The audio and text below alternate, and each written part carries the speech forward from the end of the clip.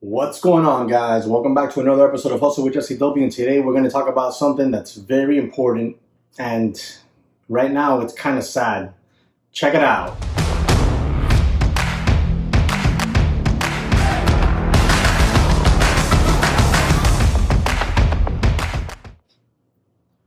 All right, guys, so yesterday I was on Twitter, and I saw Patrick Whelan had tweeted out asking about Garage Day Trader. Where was he? What happened? I have never interacted with Garage Day Trader. I've interacted with people that he's interacted with.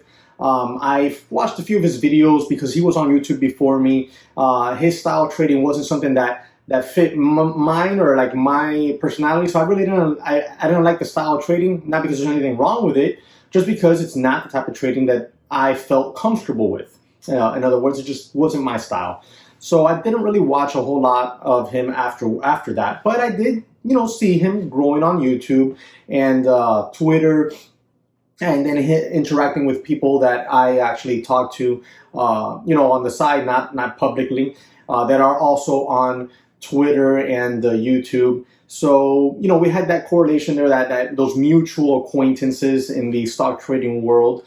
And he always seemed like a real nice guy, nice little family, and it's something relatable to me and to other people that I talk to who are the same. We're traders, we're on YouTube, we day trade every single day, we have our families, etc. And it was nice to see him growing as a trader and expanding and being consistent. And then yesterday when Patrick tweeted out that he was gone, that he wasn't, all his videos were gone from YouTube, and his website, which had a lot of like resources, that were good. It was smart because it was good resources, good value, and had his affiliate stuff on there. His Twitter, like everything was gone, just gone. And to delete an entire monetized YouTube channel is something that one needs to really think about a lot, because those videos throughout time, even if you stop, producing content, they will continue to generate you some sort of income. And even if it's a few $100 a year. So to delete a whole channel, it has to be something that is, pretty intense. You don't just delete. That's deleting a whole business, honestly, especially when you start out and it takes so much time to grow and monetize and grow your following, etc. It's got to be something very extreme. So that was worrisome. And honestly, guys, those of you who've been following me for a very long time, you know how I am, in the sense that I'm authentic on here. What you see is what you get. This is how I am. And anytime I see somebody that seemed like a good guy, seemed like a good person, a good, they were trading, they were trying, they were hitting it hard, and then they just fall out. It really hits home, in the sense that I feel for them. I feel, because I know that in order to get on there and delete your YouTube, delete your Twitter, delete everything, all sorts of traces from you from the internet, whatever happened, it must have been intense. And as a trader, one would think blow up, you blow up an account. And blowing up an account can be very embarrassing. And we're not talking about blowing up a small account if you are just doing it for fun or as some sort of challenge. But if you blow up your main trading account, then you're talking about something that can feel embarrassing to do in front of YouTube. I understand that. I've never, thankfully, blown up an account. So when I saw that yesterday, I was like, this doesn't feel right. This doesn't feel right. So I reached out to some friends, and I got a little bit of the story, and I'm not sharing that on here at all, because that is no one's business. But what this presents itself for is for an opportunity for us to talk about risk management. Okay, now it's already known that he apparently blew up his trading account due to trading in an emotional state. Why that emotional state is besides the point. And the important thing, guys, that I want us to take home here, you're right, like we grab this and just hold dear to it, is if we are not well rested, if we are going through some sort of tragedy or emotional issue in life, okay, that is extremely serious, we need to not be trading. We need to not be trading, because if you are currently going through some emotionally high stress time, it is extremely difficult to sit down and trade. Trading is extremely difficult, and it makes you go against your most profound instincts and emotions. So if you're sitting down on an emotional state to trade, where you're going to have to fight against your own instincts, that's a recipe for potential disaster.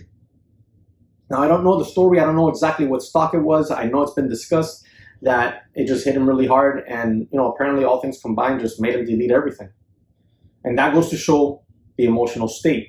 We need to control our emotions.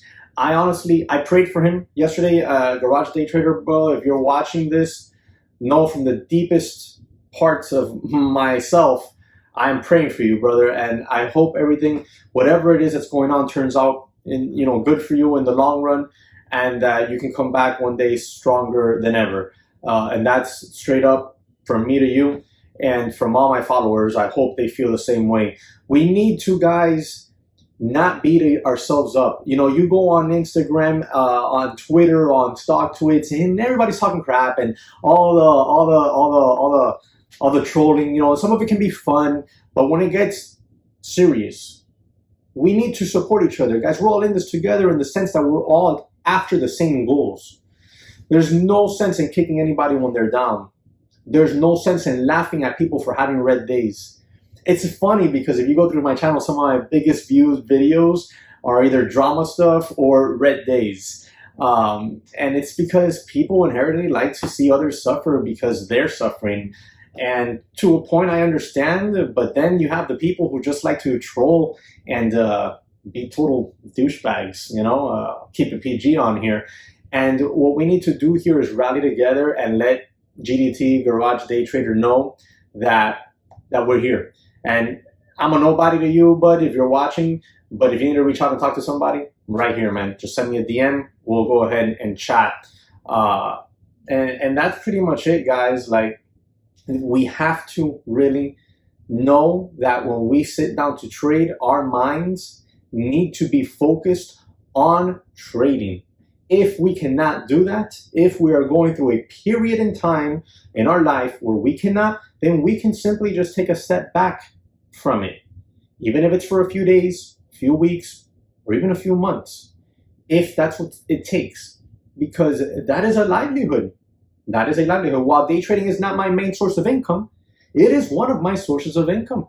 I use that money for things like investing into long-term stuff, right? I day trade every single day. There's days where the market isn't deserving of my money, and there's days where my mind or my body does not allow me to fully focus. And I have done videos where you've seen me make mistakes because of that. And then there's days where I realize I'm like, nope, I'm not touching anything today, and I'll just leave. I'll go for a drive, I'll go run some errands, whatever it is, to get away from the computer so that I don't lose my hard-earned money that I need in order to day trade. If I blow up my account, if I lose 20-something, 30,000, $35,000, $40,000 in a day, that's going to hurt. Is it going to cause me to change my lifestyle currently? Probably not. And I thank God for that. But it will hurt and take a long time to recover from. And this is why when we sit down to trade, guys, we must, I cannot express this enough to you, we must be focused. And if anything, I hope you take that from this video, because that is the whole point of this video and this example. And Garage Day Trader, brother, whatever you need, reach out. And on that note, guys, this is not your regular super hyped and happy video, because when one of us falls, I think we should all feel it, and I feel for him. So I hope that you found value in this video, and I hope you guys see the authenticity behind it. I truly do, and just subscribe to the channel. I can't even be about it right now. Because I truly feel bad for the guy.